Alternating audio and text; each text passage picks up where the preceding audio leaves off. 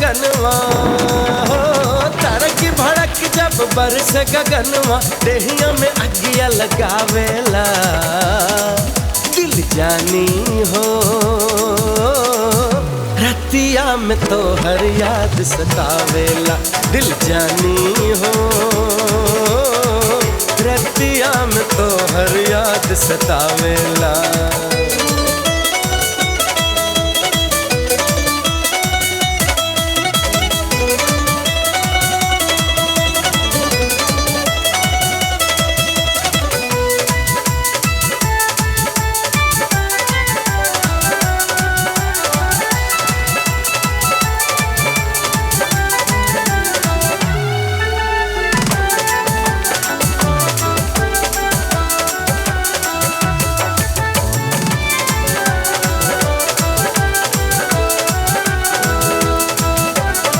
प्यार तोहरा से का भइल, हो गईनी हम बेचैन हो।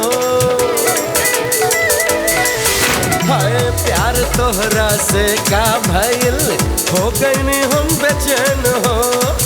आठों पहरा तोहरे खातिर ताकेला मोर नैन हो।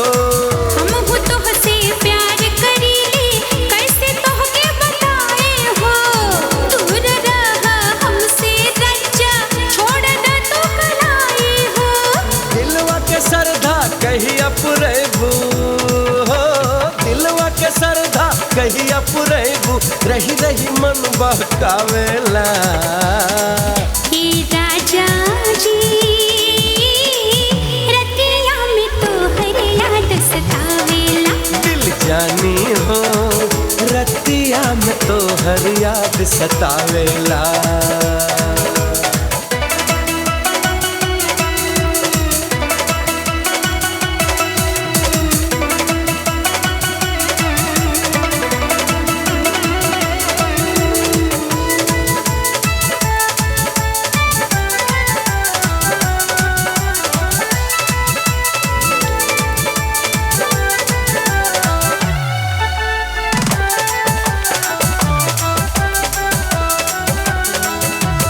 दिल के बदले दिल हम मांगे, चाहे ना हमके खजाना